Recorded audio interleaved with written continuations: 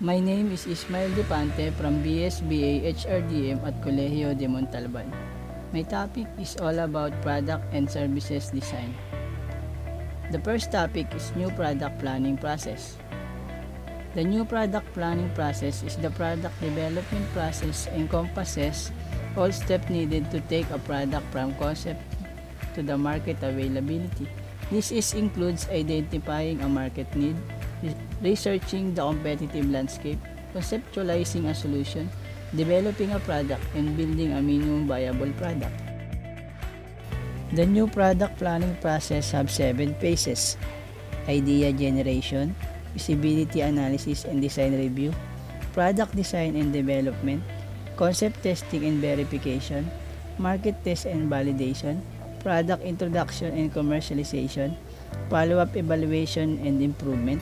The first one is idea generation. This stage during which a product functional and performance requirements can be identified along with buyer personas or the voice of the customer. The number 2 is feasibility analysis and design review. The feasibility phase gives management an opportunity to evaluate a project's potential success, reviewing and refining the business case from various angles. And then during this phase, the project teams reviews product design that select the design of the best fuel pills and the previous defined. The number 3 is the product design and product development. This phase have formal engineering specification and created here verification and validation plans and develop for the future. These will are the final quality checks that will systematically determine that all agreed deliverables. The product is then developed against the design with regular checks made throughout the process to assess and mitigate. The number 4 is concept testing and verification. This is comprehensive testing of the final products takes place to evaluate the robustness of the design and its ability to meet customer and performance requirements. The number 5 is market test and validation. The validation takes place against the customer needs that have been identified at the ideation stage. Collateral is finalized and prepared to support the manufacture and launch phase. The number 6 is a product introduction and commercialization.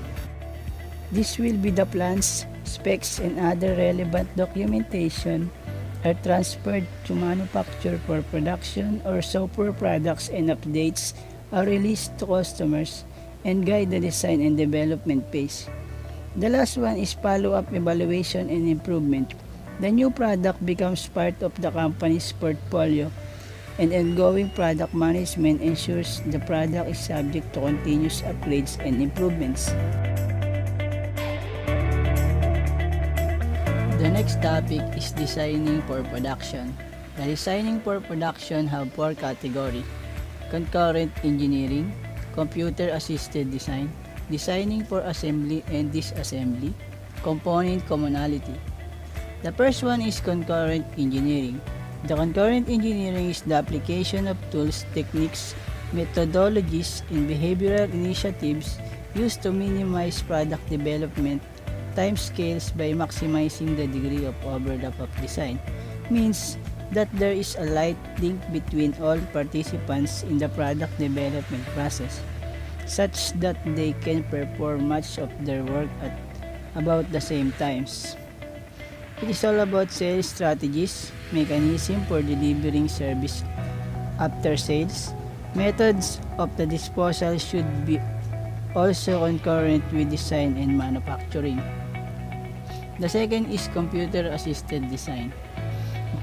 Computer-assisted design is the use or involving computer in the creation, modification, analysis, optimization of the data design. The next one is designing for assembly and disassembly. This is to simplify the product that the cost of assembly is reduced, and the product design usually result in improved quality and reliability and a reduction in production equipment and poor inventory. The last one is component commonality. Component commonality refers to a situation in which one component is common to more than and one end item. Because the presence of commonality makes it difficult to determine safety stocks accurately. In short, the commonality on the components is the safety factors in the designing for production.